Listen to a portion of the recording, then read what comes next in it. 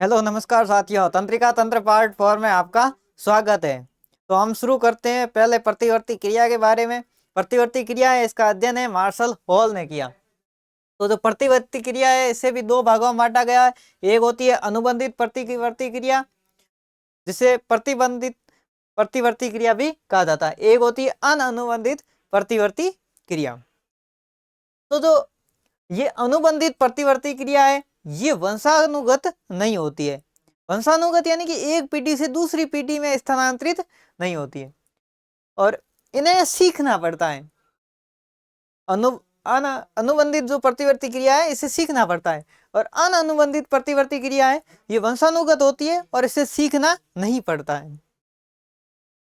अब जो अनुबंधित प्रतिवर्ती क्रिया है सीखना पड़ता है, वंशानुगति नहीं होती है। अध्ययन है किसने किया? यान पावलोव ने। यान पावलोव ने किस पर किया? तो आप बताओगे कुत्ते पर किया प्रयोग। तो उसने क्या किया? यान पावलोव है तो रोटी देता उससे पहले बजाता घंटी। तो कुत्ता है तो फू फू, फिर क्या हुआ? क्या भाई, घंटी बजते ही उसके लार टपकनी स्टार्ट हो गई, यानी कि इसको पता लग गया कि अब भी है उसको रोटी मिलने वाली है। तो अनुबंधित प्रतिवर्ती क्रिया है जैसे कि वाहन चलाना, वाद्य यंत्र बजाना, पढ़ना, लिखना, ये सारा। हम तैरते हैं तो ये सीख कर होता है।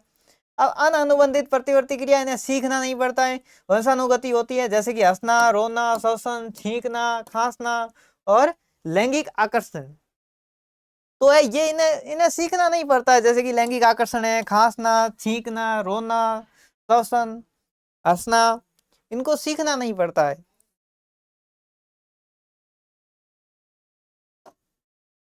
अब आ जाते हैं स्वायत्त तंत्रिका तंत्र है। इसे दो भागों में बांटा गया है, अनुकंपी तंत्रिका तंत्र और परानुकंपी तंत्रिका तंत्र। अब अनुकंपी तंत्रिका तंत्र है, इसके बारे में हम पहले पढ़ लेते हैं, उसके बाद में हम परानुकंपी के बारे में पढ़ लेंगे। अनुकंपी तंत्रिका तंत्र है, ये आंख की पुतली को फैलाता है, अश्रु ग्रंथियों से अश्रु श्रवण को बढ़ाता है, लार ग्रंथियों से लार के श्रवण को कम करता है, श्वसन दर बढ़ाता है, हृदय की स्पंदन दर को बढ़ाता है, आहार नाल में पेशियों को शिथिल करके कर्माकुंचन गतियों को कम करता है, रुधिर वाहिनियों को सिकोड़ करके रुधिर दाब बढ़ाता है। रुधिर दाब है उसे कहा जाता है ब्लड प्रेशर, अंग्रेजी में कहा जाता है ब्लड प्रेशर, और शॉर्ट फॉर्म आपने नाम सुन रखा होगा बीपी। एड्रिनल अंतःस्रावी ग्रंथि को प्रेरित करके सुरक्षा प्रतिक्रिया को बढ़ाता है। तो एड्रिनल हार्मोन, एड्रिनल ग्रंथि है तो एड्रिनलिन हार्मोन स्रावित होता है और ये कब सक्रिय होता है? जब जैसे कुत्ता भाग रहा हो या हम संकटकालीन परिस्थितियों में हो तब ये कार्य करता है। यकृत तथा अग्नाशय के श्रवण को कम करता है। तो देखो यकृत है, यकृत से पीत रस का श्रवण होता है, पित्ताशय पाया जाता है यकृत में, तो इसको कम करता है। मूत्राशय की पेशियों को शिथिल कर फैलाने का कार्य करता है। ये तो हो गया अनुकंपी तंत्रिका तंत्र। अब हम पढ़ेंगे परानुकंपी तंत्रिका तंत्र के बारे में। तो ये क्या करता है?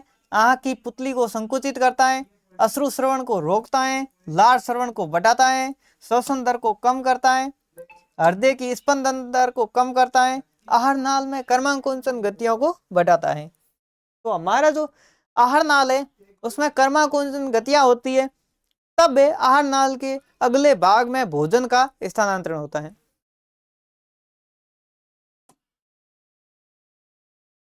त्वचा आदि की रुधिर वाहिनियों को फैलाकर रुधिर दाब को घटाता है।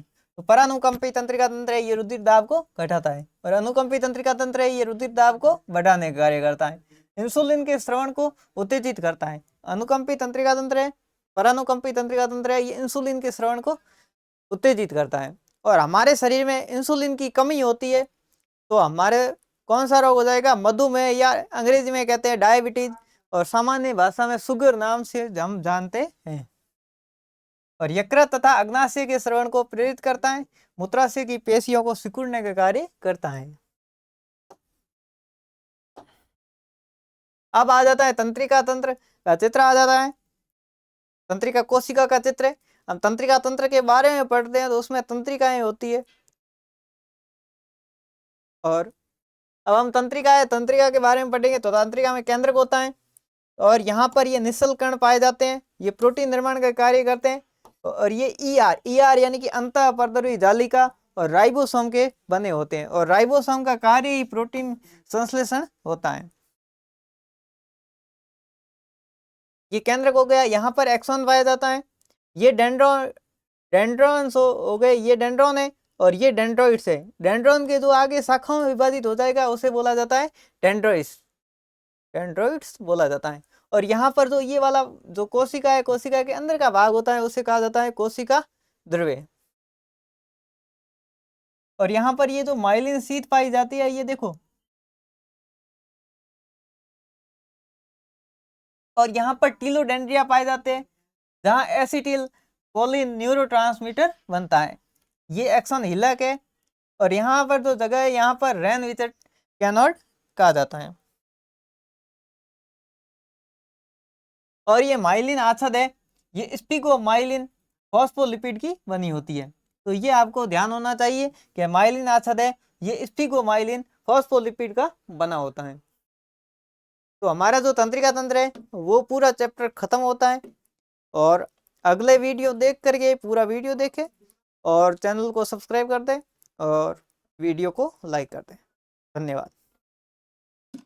आज की क्लास यहीं तक।